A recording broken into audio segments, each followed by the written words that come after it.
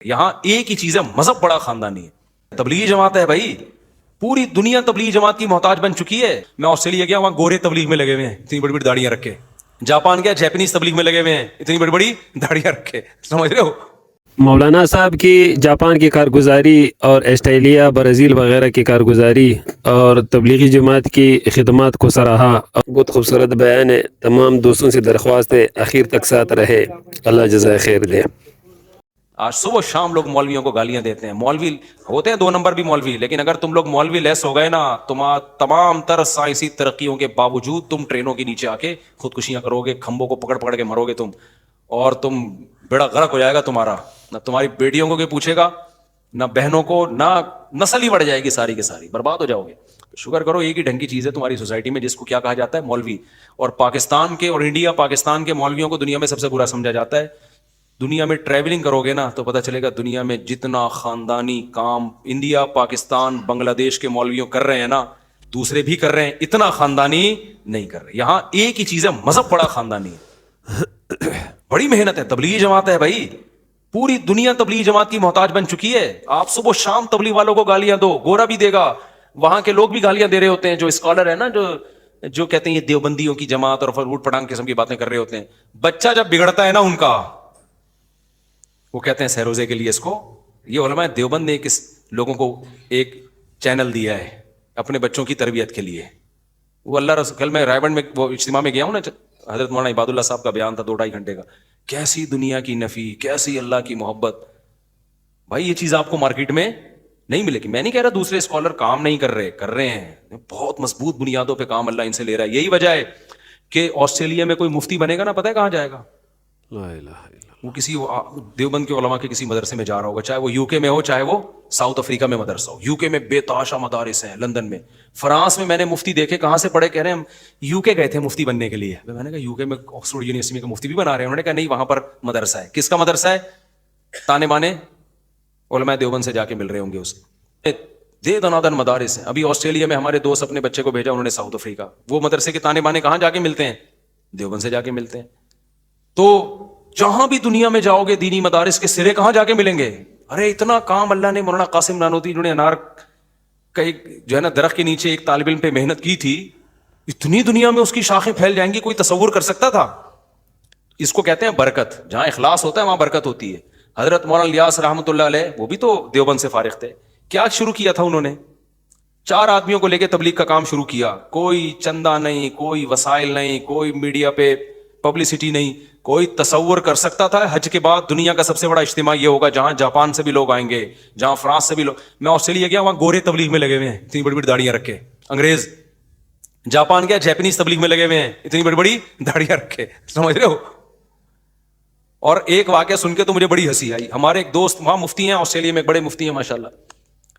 میں نے کہا آپ کہاں, اردو صحیح نہیں آتی. میں نے کہا آپ کہاں پیدا ہوئے؟ انہوں نے کہا برازیل میں پیدا ہوا تھا. میں نے کہا اعلیٰ تعلیم کے لیے, پھر دینی تعلیم کے لیے کہاں گئے؟ کہہ رہے بنارس. میں نے کہا شاید بنارس کوئی سوئٹزرلینڈ میں کوئی جگہ ہوگی جہاں اعلیٰ تعلیم کے لیے, یا یو کے میں کوئی بڑی یونیورسٹی کی کوئی ذیلی شاخ ہوگی. میں نے کہا بنارس گئے؟ کہہ رہے ہیں یہ جو کراچی میں بنارس ہے, وہاں ایک مدرسہ ہے, وہاں گیا تھا میں. سمجھو؟ اور بالکل صحیح کہا. آپ تو ان مدرسوں کو 2 ٹکے کا سمجھتے ہو, صحیح ہے نا؟ میں مانتا ہوں 2 نمبر مدرسے بھی ہیں, ایسا نا کوئی بھی مدرسہ جا کے ہم ہر مدرسے کی کوئی ذمہ داری نہیں لیتے. تو 2 نمبر تو بہت سارے 2 نمبر بھی ہیں, چندہ خور مدرسے ہیں اور چندے کے لیے دکانیں کھولی ہوئی ہیں, لیکن صحیح بھی بہت ہیں بھائی, وہ بھی آپ کو یہیں ملیں گے. تو انہوں نے کہا, میں نے کہا یار کسی کو بتاؤ نا, میں برازیل سے, میرے والد نے مجھے پڑھنے کے لیے کہاں بھیجا؟ دینی تعلیم, بنارس. تو کہہ رہے میں اردو بھی یہیں سیکھی, ٹوٹی پھوٹی اردو تھی, لیکن ماشاء اللہ وہاں آسٹریلیا میں مدرسہ کھولا ہوا ہے انہوں نے. ان کا میں نے ولاگ بھی بنایا, آ جائے گا انشاءاللہ, کہ مدرسہ چلا رہے ہیں ماشاءاللہ. تو جو ہے, تو آپ کو تو قدر نہیں ہے, لیکن پاکستان ایک ہی چیز رہ گئی ہے پاکستان کے پاس, مدارس ہیں. بنوریا ہے, آپ دیکھو کتنے غیر ملکی طلبہ ہیں. میں انشاءاللہ اس کو, اب میرا ارادہ ہے کہ میں دینی مدارس کا ولاگ بناؤں, کیونکہ آج بہت سارے اسکالر کہتے ہیں یہ دینی مدارس منجن بیچ رہے ہیں, یہ مولوی چندہ خور ہیں, اور تو بیہودہ الزامات بھی لگا رہے ہیں, یہ پتہ نہیں ہومو سیکشولیٹی کے اڈے ہیں. حالانکہ یہ ہومو سیکشولیٹی یونیورسٹیوں کالج میں زیادہ ہے. ان کے خلاف ایک لفظ نہیں کبھی بولیں گے کہ اپنے بچوں کو یونیورسٹی میں نہ بھیجو. مدارس میں کوئی ایک عیب کی چیز, بھائی عیب ہر جگہ ہوتا ہے, جہاں اتنا کراؤڈ ہوتا ہے کوئی واقعات ہو سکتے ہیں وہاں پہ. تو فوراً بولتے ہیں مدرسوں میں نہ بھیجو اپنے بچوں کو. یہ سب دین کے اسلام کے دشمن ہیں. لیبل اچھے لگائے ہوئے انہوں نے, ان کے پیچھے یہ میٹھی چھریاں ہیں, یہ سمجھے, یہ لڈو ہیں جن میں زہر کی گولیاں چھپی ہوئی ہیں. تو میرا ارادہ ہے انشاءاللہ میں مدارس کا ولاگ بناؤں گا کہ دیکھو یہ ہمارے مدارس میں کیا منجن بک رہا ہے یا کیا ہو رہا ہے, تعلیم کیا ہو رہی ہے. اور ایسے ایسے کوالیفائڈ لڑکے آ کے پڑھ رہے ہیں, یونیورسٹیوں کے لڑکے اب تو بہت سارے مدارس میں پڑھ رہے ہیں, عالم بن رہے ہیں. تو میں ان سے پوچھوں گا یونیورسٹیوں کے لڑکوں کی پہلے ایجوکیشن بتاؤں گا کیا ہے, پھر بتاؤں گا بتا یا منجن بچ رہا ہے. 4 سال کوئی کسی کو یونیورسٹی کے PhD اسکالر کو منجن بیچ سکتا ہے قرآن و سنت کے نام پہ؟ ان کو کیسے بیوقوف بنا دیا بھائی, 4 سال 8 سال پڑھے ہوئے ہیں. تو میرا ارادہ ہے کہ میں بتاؤں گا کہ یہ مدارس منجن بیچ رہے ہیں یا دین کی خدمت کر رہے ہیں. منجن وہ بیچ رہے ہیں جنہوں نے کسی مدرسے میں پڑھا نہیں ہے, آتا باتا کچھ بھی نہیں ہے.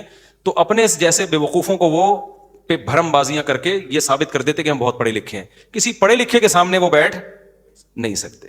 جو واقعی جو جس فیلڈ کا ہوتا ہے نا اس کو پتا ہوتا ہے ان تلوں میں کتنا تیل ہے. دیکھو یوٹیوب پہ کتنے الٹے ڈاکٹر ہیں جو ڈاکٹر نہیں ہیں, منجن بیچ رہے ہیں نا صحت اور سائنس کو, ان کے ملینز سبسکرائبر ہیں. وہ کوئی بتا رہے پانی کر کے پیو گے تو یہ ہو جائے گا, کوئی کہہ رہا ہے کولونجی میں وہ جو لونگ لہسن کھانے سے یہ ہو جائے گا, پتہ نہیں کیا ہو جائے گا لہسن. تو ایسے 2 نمبر ہوتا ہے, لہسن سے فائدہ ہوتا ہے, میں نہیں کہہ رہا, لیکن کوئی ریسرچ نہیں ہے. تو ان کو کوئی ڈاکٹر نہیں سن رہا ہوگا یا کوئی سمجھدار حکیم نہیں سن رہا ہوگا. لیکن جس کو حکمت سے اور میڈیکل سائنس کی نالج نہیں ہے, ایسے لوگ بہت سن رہے ہوں گے. اور آپ کو بتاؤ, آپ مجھے ایک بات بتاؤ, میڈیکل سائنس کا علم جاننے والے لوگ زیادہ ہیں یا نہ جاننے والے لوگ زیادہ ہیں؟ نہ جاننے والے. تو اس لیے نہ جاننے والے لوگ ہی جب زیادہ ہیں تو ویورشپ بھی انہی کی زیادہ ہوگی, کیونکہ وہ ان کے دعووں سے متاثر ہوتے ہیں. تو ڈاکٹر کے چینل پہ رش کم ہوگا, یا کوئی بہت ہی ماہر ڈاکٹر ہوگا تو ہو جائے گا رش. تو ایسا ہی مذہبی اسکالرس کا ہوتا ہے کہ جو مذہبی اسکالر جو ہے نا, ان کو جو جس کے پاس دین کا علم ہے وہ تو سمجھتا ہے کہ ان تلوں میں کتنا تیل ہے. جو نہیں سمجھتے وہ دنادن لائک بھی کر رہے ہوتے ہیں, سبسکرائب بھی کر رہے ہوتے ہیں اور نعرے بازی بھی لگا رہے ہوتے ہیں. تو ان سے متاثر نہیں ہو کر, وہ ہر فیلڈ میں اس کے ماہرین. تو دین کا علم جو آتا ہے نا, وہ انہی جگہوں سے آتا ہے جہاں دین کا علم پراپر وے میں سکھایا جاتا ہے, اور ان کو دینی مدرسہ کہا جاتا ہے. برف ملے گا برف والے کے پاس سے, تکے ملیں گے تکے والوں کے پاس, دال ملے گی جو دال کی ریڑھی لگا رہا ہے. تو علم ملے گا جہاں جو مدرسے ہیں, تو وہیں سے آپ کو علم ملے گا, اس کے علاوہ کہیں علم نہیں ملے گا. یہاں ایک مشہور اشکال ہے, لوگ کہتے ہیں کیا دین کسی کی اجارہ داری ہے کہ ہم صرف مولویوں سے سیکھیں؟ قطعاً اجارہ داری نہیں ہے. یہی وجہ ہے کہ ہم نہیں کہتے کہ صرف ہم مولوی بن سکتے ہیں, آپ بھی بن سکتے ہو بھائی, کس نے منع کیا ہے؟ اجارہ داری کسی کی بھی نہیں ہے. مدرسوں میں نہ قوم دیکھی جاتی ہے کہ کس قوم کا ہے, ہاں دماغی تھوڑا سا ٹیسٹ لیا جاتا ہے کہ پڑھنے کے قابل بھی ہے یا نہیں, ایج دیکھی جاتی ہے. ایسا نہ ہو 90 سال میں علم حاصل کرنے آ رہا ہو تو بڑی محنت ہوتی ہے. لیکن کسی کی اجارہ داری نہیں ہے, سب آ سکتے ہیں دین کا علم حاصل کرنے کے لیے. ہم سے جو پڑھنا چاہے ہم اس کو مدرسوں میں بیٹھ کے الحمدللہ پڑھائیں گے. اجارہ داری کسی کی بھی نہیں ہے. لیکن اگر آپ یہ سمجھتے ہو کہ عالم بنے بغیر آپ چینل کھول کے لوگوں کو شرعی مسائل بتانا شروع کر دو, عالم بنے بغیر آپ لوگوں کو گائیڈ کرنا شروع کر دو, تو پھر ہم آپ کے خلاف فتویٰ دیں گے کہ آپ سے مسئلہ پوچھنا جائز نہیں ہے. کیونکہ صحیح بخاری کی حدیث ہے کہ نبی صلی اللہ علیہ وسلم نے فرمایا, ان اللہ لا يقبض العلم انتزاعا من صدور العلماء ولكن يقبض بقبض العلماء. اللہ دنیا سے علم کو علماء کے سینے سے نہیں اٹھائے گا, بلکہ دنیا سے اللہ علماء کو اٹھانا شروع کرے گا. فَإِذَا لَمْ يَبْقَ عَالِمٌ, جب علماء دنیا سے ختم ہونے لگیں گے, اتَّخَذَ النَّاسُ جُهَالًا رُؤُوسًا, لوگ جاہلوں کو سردار بنانا شروع کر دیں گے. فَأَفْتَوْا بِغَيْرِ عِلْمٍ, ان کے پاس پراپر علم نہیں ہوگا, وہ لوگوں کو فتویٰ دیں گے, لوگوں کو شرعی مسائل بتائیں گے. فَضَلُّوا وَأَضَلُّوا, خود بھی گمراہ ہوں گے, لوگوں کو بھی گمراہ کریں گے. یہ میری بات نہیں ہے, یہ کس کی کلام ہے؟ محمد صلی اللہ علیہ وسلم کا. اور آج اس بخاری مسلم کی حدیث کی دھجیاں اڑائی جاتی ہیں. لوگ کہتے ہیں علماء ایسے ہیں, علماء ایسے ہیں, علماء یوں ہوتے ہیں. تو کس سے پوچھیں مسائل بھائی؟ سارے علماء تھوڑی غلط ہو سکتے ہیں, 2 نمبر, اور ایک ہر قوم میں 2 نمبر بھی ہوتے ہیں. مولوی ایسے ہوتے ہیں, مولوی یوں ہوتے ہیں, مولوی ایک فیشن بن گیا ہے یہ.